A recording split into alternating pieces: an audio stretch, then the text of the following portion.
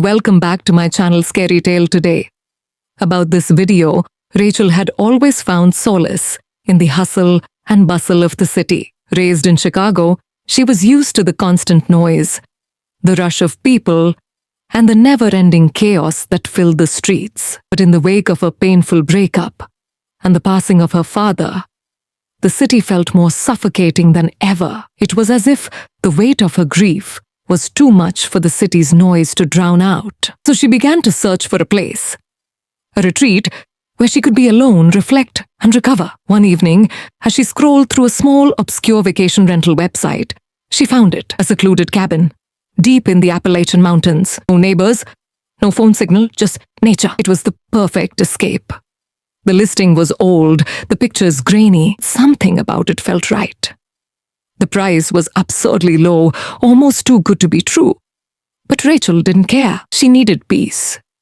And she was willing to take the risk. She booked the cabin for 7 days, not thinking twice. The drive was long and winding, taking Rachel further and further away from the familiar, until the city skyline disappeared behind rolling hills. The air grew crisp, the trees taller, and the road narrower. By the time she reached the cabin, the sun had begun to dip behind the trees, casting a soft orange glow over the landscape. The cabin itself was tucked among towering pines, far from civilization. It looked almost like something from a forgotten time, weathered with peeling paint and a porch that creaked under her weight as she stepped up to the door. Inside, the cabin was rustic and simple, yet inviting. The living room held an old fireplace, its stone hearth darking and untouched. The furniture was faded, a bit worn but comfortable. The windows looked out onto a sprawling forest, untouched and endless. The air inside smelled faintly of wood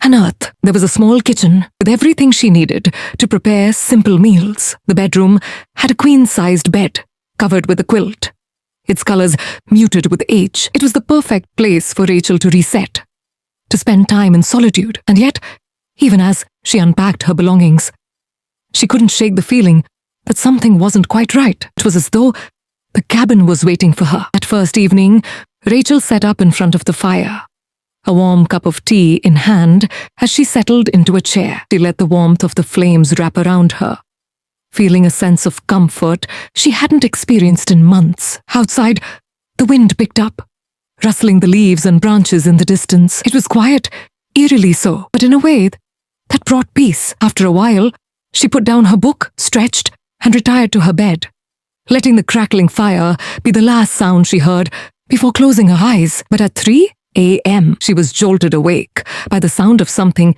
faint, almost imperceptible, whispering outside the cabin. At first, Rachel thought it was just the wind, the trees making noises in the dark. But the whispers, they sounded different. It wasn't just the howling of the wind through the branches. It was as though someone was speaking in hushed tones just outside her window. She lay still, listening intently. It was hard to make out the words, too soft, too faint, but they seemed to move, circling the cabin slowly, as if pacing around the walls. Her heart began to race. She dismissed it as her imagination, perhaps the result of too much stress. But the whispers grew louder. The hairs on the back of her neck stood up, and she suddenly felt very much alone in a way she hadn't before. She slid out of bed and quietly crept to the window, peering through the curtains into the black night. The beam of her flashlight sliced through the dark, but there was nothing there.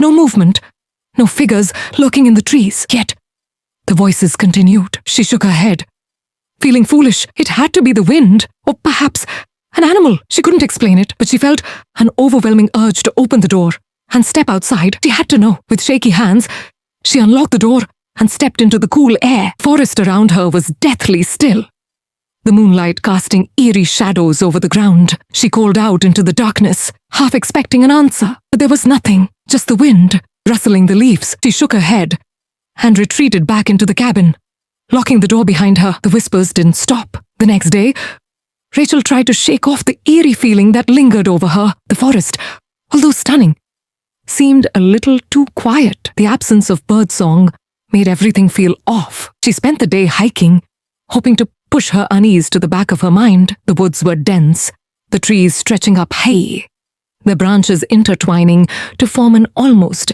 impenetrable canopy. But even as she walked, she couldn't shake the feeling of being watched. Something about the stillness, the way the forest seemed to hold its breath, unnerved her. By nightfall, she was exhausted, physically and mentally. She made a simple dinner in the cabin, ate, and tried to relax. But as the evening progressed, the whispers returned.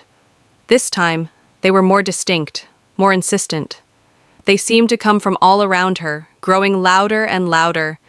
The sound of multiple voices, some male, some female, echoed in the cabin. Her skin tingled with fear, and a cold sweat broke out on her brow. Rachel grabbed her phone, hoping to call someone, but there was no signal. Panic set in. What if she wasn't alone? What if there was someone out there, someone hiding, waiting? Suddenly, a loud bang echoed through the cabin. It came from the back of the house. Rachel froze. The whispers grew louder, morphing into unintelligible mumblings, like a chant. She moved quickly to the back door, but when she opened it, there was nothing but the dark forest staring back at her. The night passed in fits of terror. She heard thumping sounds on the roof, as if something or someone was moving overhead. Her mind raced. She couldn't sleep. Every creak of the cabin, every rustle of the trees made her heart race faster. She sat in a chair, clutching a flashlight in one hand, her phone in the other, praying for daylight. When the first rays of light touched the cabin, she quickly packed her things, her hands trembling as she shoved items into her bag. But as she tried to leave, she felt something pull her attention toward the corner of the room. There, in the dim light, was an old wooden box, half hidden under the floorboards. She hadn't noticed it before. Hesitantly, she pulled it out, her fingers trembling as she opened it. Inside were old photographs. The images were black and white, showing a man, a woman, and 2 children. They looked happy, smiling in front of the cabin. The last photo was different. The cabin was burned to the ground, and there, scrawled across the back, was a single, chilling message. "They won't stop whispering." Rachel's blood ran cold.